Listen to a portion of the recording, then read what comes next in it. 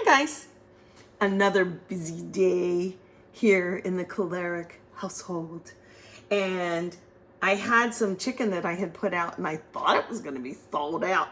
I thought it was thawed, but it wasn't. It was still frozen solid, so I cut it. You've seen me cut it. This is like one chicken breast, like this. And I cut it, and I cut it again lengthwise to get 3 pieces, and then I thought, because like I just had to hurry things along. It's getting late in the day, you know? So what I was gonna make was something completely different, but I looked in the fridge, you know, it's like playing the game Chopped. I looked in my fridge and I saw this. It was a little bit left over frozen from a party. Yes, French onion dip. Now, I've used spinach dip, either homemade or like purchased, to add into noodles, for instance, like egg noodles, you know, to give them a little boost, or to enhance like a chicken dish or something. So I thought, well, I love me some French onion. I'm going to use that. So what I did was I have these like that, and I just slap some on in a baking dish. Now I'm going to put the tops on like that you just saw, but I'm going to put something else in the middle. This is a beautiful shallot from the onion family. So can you see, like, maybe if I go over here? Ta-da! Yeah, you can see now. Okay, so this is a big boy. This was from the farmer's market. I love my farmer's markets. You get to talk to people and support local farmers, right? And I don't think I even need all this. Maybe I do. Okay, I'm just gonna whack off both ends. I'm gonna split it. And then just take this part off. Okay, there's a little blemish, but so what? There you go. Okay. And it's in the onion family, but they're a little milder. And I really like these, like with green beans especially. Saute some green beans up, some fresh ones. Now, what do I do with this? I'm gonna that chicken's not gonna take too long to cook or bake, so I'm gonna cut this pretty thin. Ooh, I better hurry up because, and remember how to hold your knife, just as a reminder. Let's look. Not like that, okay? Not like that. But you wanna wrap these fingers around and then steady, but don't put your finger on top of the spine. You're gonna have it on that side like this, and then your thumb, okay? So, there you have it. And then I guard mine. You can guard, you know, the blade however you want. This is the hand that's more in peril if you're holding your knife correctly than this one. Yeah, this one's nice and steady.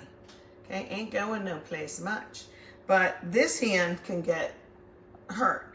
So you have to make sure that you're comfortable with your knife. Sometimes we'll do a cut like that. Other times it'll be like this, you know. When I cut the onion in half, I do use that, but I keep my knife that same way, okay? So I use my knuckle. I don't know what you use, let me know. So I'll get started, and I'm gonna do, I think this is called a fulcrum cut, like when I'm rocking my knife like that. Now when I get to the end, don't kid yourself, slow on down. But this way you get nice little thin pieces, and I'm gonna layer it in the French onion dip across that chicken. In fact, let's do it. Here, let me get this going. Okay, again, at the end. Ooh, that's still strong. It's in the onion family. Cousin to the onion. Yeah, you can see, huh? Now, I'm gonna do this. And I'm just gonna sprinkle them on. We like onion. If you don't like onion, don't do this. Just use the dip. And pretty evenly across. I've never made this before. Is it a recipe? Now it is. Oh my goodness, it's so strong. And I'm gonna take some mozzarella cheese, put in between. Am I gonna salt and pepper it? I'm actually not going to. Cheese is salty, like that. And I like when it goes over top of the protein and down the sides. And now I'm going to top off this chicken. I have my oven at about 350. Let's see, I think this one matches. Just like that. I will cover it. I might put like a tad of avocado oil on top so this doesn't get like dried out, okay? And then this one, and then this guy. I think he goes that way. I did trim the fat, most of it off of this chicken breast. So there you have it. I'll let you know how it turns out. Okay, how would you make it different? I'll probably make it different next time that I use French onion. I don't know what I'm gonna put it in. You can put fresh spinach in it too. My niece Nikki, she's a good little gardener.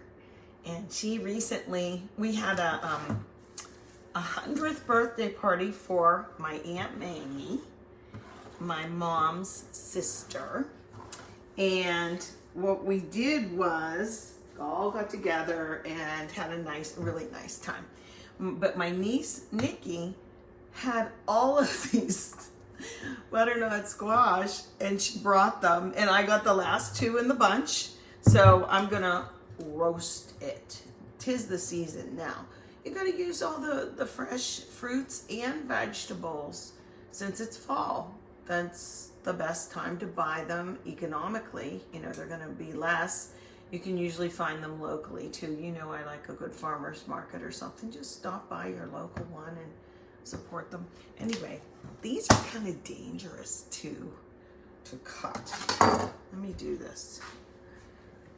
Okay, your non-dominant hand should hold, and I'm gonna try and get this going and then I'm gonna peel it. So look at, I'm not just, yeah, I'm gonna do this. Oh, that wasn't as bad as I thought it was gonna be. Like that. Okay, so now I'm gonna peel it. Let me get my peeler. I think I just used my peeler. Yeah, I did. Okay. I'm gonna start here. I don't want to get myself too. You have to use a really good peeler. Look at that. You got to get all the pith off. That means all the way down to the pretty part, see? Like that part, not the part with the green and not that part. So I'll go back around the horn with it, okay? Okay, let me expedite this, hurry up. Okay. Yeah, I'm gonna use my air fryer, but years ago I didn't have an air fryer, so you put a little olive oil, a little seasoning, however you like. Just salt and olive oil is what I like pepper too. And let me get this part. Goodness. Just hitting my elbow. Getting that bottom part off. Okay. You laughing as I struggle? Now I gotta go back and get the little green parts off, okay? So there you go. Now it's exposing that pretty stiff. There we go. Some more of that at the bottom. Hey, you gotta work for your supper sometimes, huh? But this will be good.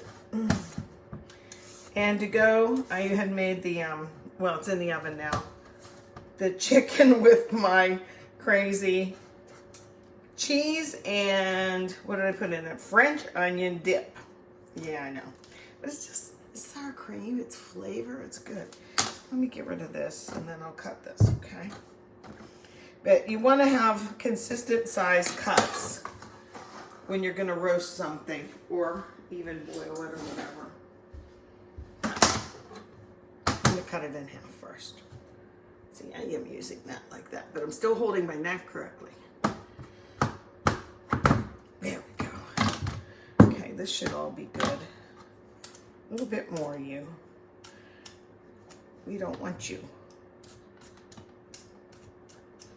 Okay. I'm going to cut them in wheels first. And again, it's still hard, you know? I'm trying to get them this about the same size. Just eye it. You know, there's certain names in real cooking. Like if we went to culinary school, batinettes, or I forget what they're called. I don't know what they're called, but like a certain way that you cut a carrot, that kind of thing. Now, maybe I'll cut them like a pizza. Look at that. Yeah, I'll cut them in 6s. And we'll have little fancy schmancy triangles. What do you know? No, I'm not going to bore you with this, but there we go. Look at. So they're all about this size. Like I said, I'm going to oil them up, salt them up, and put them in an air fryer. And I like them pretty well done so that that flavor, the natural sugars come out. And not just so, because otherwise you could just boil them. So here's our butternut squash. Thank you, Nikki. You're the best. So here's all my little triangles of our butternut squash. When I got to the end, down at the butt part, the butt part, that's what I call it. This will have seeds in it. So really all I did was cut the seed out of the middle around. Because see these 3? I think what I want to do is make these different. I'm going to try something that Susan sent me in an IM. And I believe it had these little wheels, if you will, of the butternut squash. They were prepared in an oven. I think they had Parmesan cheese and like maybe garlic salt or something. I'll have to get back to you on that. But anyway, yeah. I'll see you later.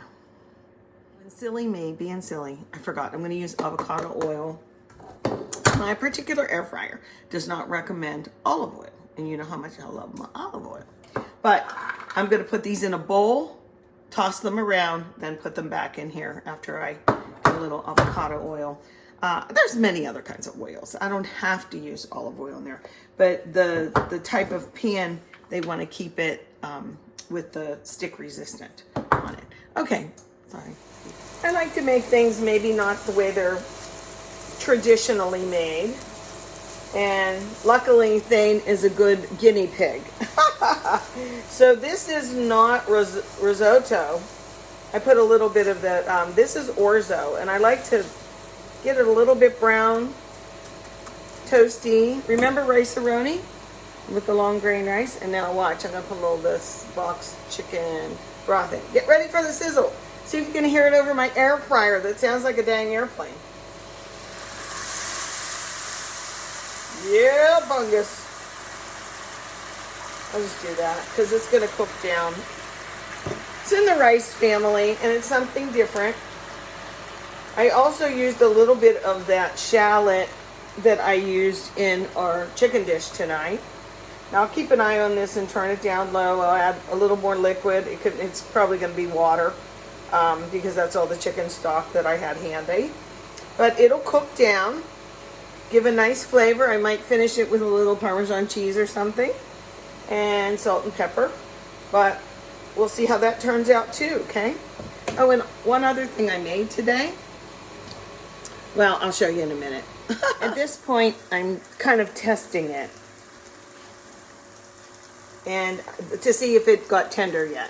If it's actually cooked. And I actually do take a little bit. Here, let me get something else. A little spoon, and I actually just taste it. Wow. Very nice. Very nice. Really good. It actually does need a little bit of salt, I think. I'm going to turn this all the way off now. This is the orzo. I almost toasted it. It brings out a different flavor, if you ask me. A little bit of shallots. I used olive oil, just a little bit, and a little tab of butter to get that going with the chicken broth. And it's a different side dish, you know, a different side dish. The kids will like it. You can omit the onion if you want, the shallot. No big deal. And I might top it with a little Parmesan. Might not need it. I think it's good just like it is. Okie doke, that's one of our side dishes. We're getting to the finish line. Here's the butternut squash. And if you'd like it a little more roasted, if you will, air fried, that's fine. It's cool right now. I'm going to reheat it right before Thane gets home. But it's very, very tender. So look, You know, it's nice. It's squash. I'll put a little bit of salt on this when it comes out, if it needs it. But me tasting it now, it doesn't need it, because I used my little bit of avocado oil and salt, and it was in the air fryer. Now, look at this. Like I said, this, this is the first time I made it. And, you're my guinea pigs as far as watching what we have here. Here's the chicken. And a lot of the cheese oozed out and all over, which is a good thing, right? But also what I noticed was, and I poured some off, because the sour cream has liquid in it, a lot of the liquid, you see it coming out? Can you see that? Yeah, so I poured it off.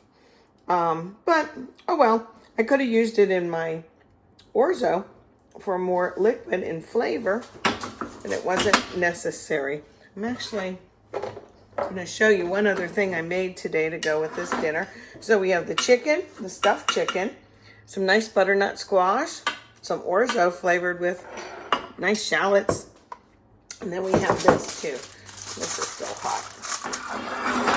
Ouch, hot.